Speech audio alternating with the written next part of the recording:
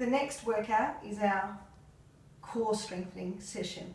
Okay, this is a great floor Pilates, if you like,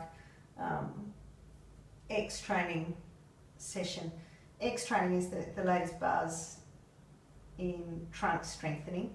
It just reinforces the fact that bilateral functional strength training through the core and trunk is the prime focus and should be the prime focus of all your movements that you use in exercise. So we're going to use that philosophy and embrace that. Fire up our glutes to start with, get the mobility in our lumbar spine. Always do a nice neutral check outside of the feet in a straight line. Mid patella in line with second toe, in line with hip, in line with mid clavicle. Okay? Open your chest up. I want to really make sure that our scapulars are retracted. Kyphosis, or a curving of that upper back, is really common bad postural adaptation that many of us suffer from. We want to avoid that and use this opportunity to open that up. Start with your pelvic tilts, really nice and steady. Now what we're trying to achieve here, gang, is one extreme to the other. So we're curving up to create a space in our lower back. Then we're going down, tilting that pelvis up, picking up a 50-cent piece in between our butt cheeks, holding onto it, squeezing through the heels, not the toes. Don't let the knees come out, don't let them flop in. Strong, and rib cage stays on the floor. There's no tension in your neck, there's no tension in your chest, your fingers are relaxed under your head, and you're slowly increasing the mobility in your lumbar vertebrae one at a time, becoming more and more aware of which muscles control that fluid contraction and release. Strong up and under. So you'll slowly start to engage and feel your anterior stabilizers, transverse abdominals wrap right around. Pelvic floor acts as the under trampoline, the net that catches and supports and holds everything up. And then multifidus is another element. Okay, they all sit under in that pelvic girdle under the rectus abdominis, okay, which is your big six-pack dominant muscle. So we really want to focus on the smaller tertiary muscles, override the big muscles that we usually have no problem bringing in whatsoever, and then start to connect through subtle breathing patterns. Breathe out as you squeeze out. In as you lift. So you want to be breathing out whenever you're creating tension, so whenever you're making the effort. So whenever you're going into a strong contraction, you breathe out. Does two things. Creates more space for that flexion. That stops you entering into a strong Valsalva maneuver, which is just a bracing sensation where you stop breathing. Big breath out. There's lots of great links on our Instagram and website, social media, for great breathing routines, sequences and meditations, really basic body scan meditations that are also beautiful to use in this space. Strong. So after you've mobilized that lumbar spine and activated your anterior stabilizers, give your lower back a slow, gentle rock. Now what I want you to be mindful of as you do this, your legs drop down. I don't want your lower back to return your legs to the middle. So if I'm attempting, my lower back just lifted those legs up. What I want to have happen is I want to draw my belly button into the back of the ground and feel weightless legs dragged up by a really strong on core, initiated by that belly button. Okay? Activation sequence 1, 2. let's get into a little bit of stability, one leg having to work at a time. This is where we start to introduce the concept of being bilateral in recruitment. Just means using opposite and opposing muscles at the same time rather than the same muscles. Okay, so in rectus abdominis we're using those lovely anterior stabilizers we've just fired up. We're also using the glute of the bent leg, but then we're also actively and isometrically lifting and using the anterior stabilizers here. Quad is also on, he's responsible for flexing. Okay, so you want it really nice. So I don't want you to jump up and lift your ribs off the ground. It's not about that. As soon as you lift your ribs off the ground, you're starting to engage your recto spinae as well as your glutes. Okay, we want to isolate our glutes through a controlled range. Talking to our tertiary anterior stabilizers, lifting that heel to the ceiling, trying to maintain a lovely straight line, getting stronger each time. Tailbone comes down and touches. Beautiful. So you want to do, once you feel this bottom start to burn, you want to do about 20 from there. Then relax, rock the knees out after you've done both sides. Lower activation. It's lovely, completed, done. We're going to come into our clams. Now a good clam position, you want to make sure that your heels are in line with your tailbone. You're in the fetal position. Your head is relaxed on your bottom arm. If you've got shoulder problems, history of impingement, simply reduce that arm down. If you want to get a little pillow or a towel, you can put that under your head. Feet come up off the ground. Knees are into the chest, just shy of 45 degrees, about 40 degrees. From here we're keeping the feet high, belly button's on, forearm is on the ground. Then we lift. So what we want that range to be quite self-limiting, so we don't want to be rocking our hips back and forth. See how my elbow comes off the ground when I do that? You keep your elbow firmly into the ground, then draw your belly button and the tissue around your belly button off the ground, and it creates this lovely localized concentration around glute med. You will get a burn in the bottom leg as well, or the buttocks of the bottom leg. That's fine when you start off.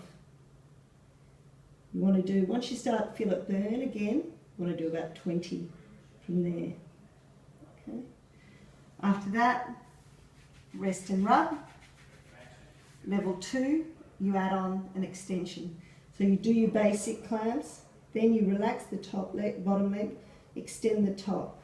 Now note how my leg's in a really straight, lovely line, toes inverted, heel to the ceiling, bottom straight and strong, knee locked out. Okay, this space is up and high and controlled. I'm still in rotation. From here I'm going to kick my heel out and draw baby circles, really lovely, perfectly round baby circles with a pencil that's at the end of my heel. I'm going to do that for 20 circles, then I'm going to change direction. Really being mindful not to cut any corners of my circle, don't turn it into a semicircle or a square. Then from there, keeping the toe down, we're going to go into straight down and up lifts. So again, you don't want to swing and see my trunk rocking. This space is to stay long and as far apart as possible. And again, that localizes that glute. Straight and strong. After that, rest and rub. Roll over. Repeat on the other side. Okay? From there, we're going into our abdominal strengthening phase. A really good way to activate is an eccentric drop first. So we've got anterior stabilizers on. We're nice and tall and compressed. Our knees are in, our rib cage are on our knees. Palms come out, nice and relaxed. We're just going to slowly, eccentrically roll down. Slow, slow, slow. One vertebra at a time. Really controlled. And really, that's it. It's a nice assessment for you, because if you, every time you do it, the idea is you want to improve, right? So knees come up. You may start, you get to here, and then drop, okay? Which a lot of people do. Only have strength through certain ranges. Functional training and comprehensive strength for lifestyle, living and injury prevention is all about having integrity and strength through the full range of motion of any joint, not in limited ranges. A lot of people in gyms, they don't find strength because they work through limited ranges. Functional strength and integrity in joint is through a full range, which is why we want to work through all the way, relaxing the shoulders and neck. Okay, so that really is a nice way just to activate that tummy. First one, if you're prone to neck, sore neck and neck fatigue and tightness, always support it with your hands, that's fine. We shouldn't really be putting too much pressure on the neck if we're doing proper trunk bilateral functional training. Cross the legs over. I'm going to curl the toe up. This hand, the elbow is going to come and touch the knee of the same leg, and it's going to return back down. Strong. Up. Now there's two possible limitations to this. Poor external rotation and poor hamstring and lower back flexibility, or excess weight at the front. Either way, you want to try to aim to be able to touch at least 10 times, okay? If you can't work through that because of any of those three reasons to start with, okay, you simply bring the legs up, nice and steady, and do reverse curls. Okay? A reverse curl is a really good way of activating the lower anterior stabilizers without activating the upper rectus abdominis. You don't want to swing, however. You don't want to be getting into this scenario. So nice and strong here. Okay? So that's the option for you if you can't get into those ranges. The other option is purely working through the lower body and really trying to squeeze and work hard. Okay? And then level 3 is introducing a full exercise. Okay? Level 4 of the same. 1, full extension. 2, full extension. Neck still supported by the opposite hand, all the way up, and repeat. So you want to get to, again, the objective is with every time and every attempt, you want to be developing or fortifying your strength a little bit. Sometimes we want to be maintaining, that's great, but we, as a general rule, every 2 weeks, you want to be increasing. You can maintain for a couple of weeks and then you want to be improving and adding levels. So slowly progress through these levels. Definitely don't expect you to be at level 4 to start with. Okay? It's just something to aim for over a 6-week period. And then change sides. So from there, that's our external rotation on our hips. And then our final effort is what I call a straight leg crank. Now this is a really nice and powerful isometric exercise. Very far from, all of these are very far from the traditional abdominal workloads. So you want to be engaging and making sure that through all of these abdominal exercises, there's really only one rule. And that rule is if your feet are off the floor, your knees must be over the line of your belly button. If they are not, then you can see my back comes up. I'm using my back muscles to support, not my tummy. One rule. Okay, so from here, we're going to bring one knee into the chest and push strong against, with the heel of the hand, the inside of that knee. 4 points, pressure points into the ground, 2 shoulder blades, 2 hip bones. Other hand goes above the head. From there, you're going to straight leg lift that leg back above your head until it touches your arm. Squeeze, squeeze, squeeze, spend 5 seconds there. Enjoy that newfound space on the knee that's bent, and then extend through. Strong, breathe out, and crunch, and then crank it back up again, wind it up. Squeeze, enjoy the newfound height and compression. Squeeze, and take it out, and up. Again, if you can't maintain the integrity through the spine in extension, just simply lower the length of the lever, okay, until you can. It's really, this exercise is all about this leg, not about this leg. Strong.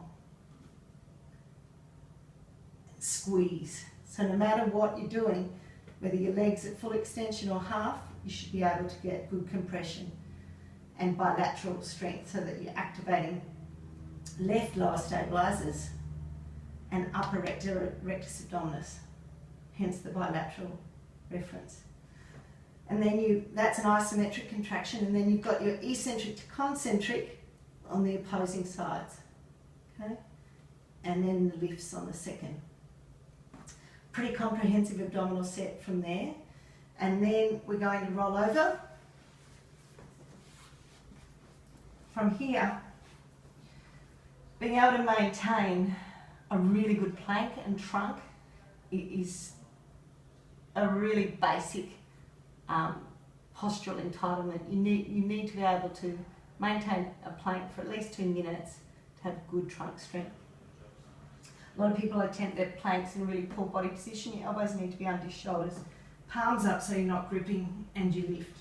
Now from here, level 2, up, up, down, down. Opposite hand, up, up, down, down. If you've got shoulder or neck problems, that's fine. Just stay up, either on your knuckles for wrists, then from here we tuck under, knee comes up. Touch, touch, touch, touch. You've got 20 of those, and then you recover back down.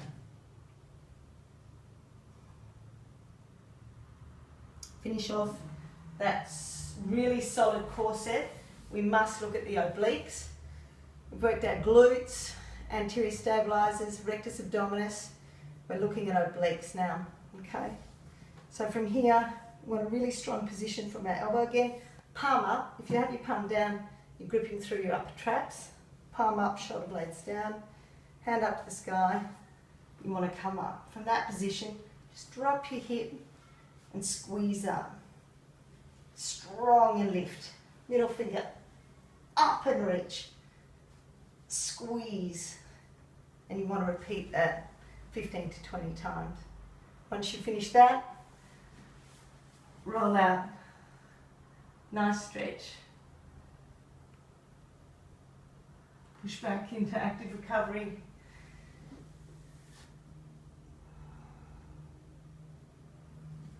Lengthen through the rib cage and the traps. Finish, rotation, open that shoulder.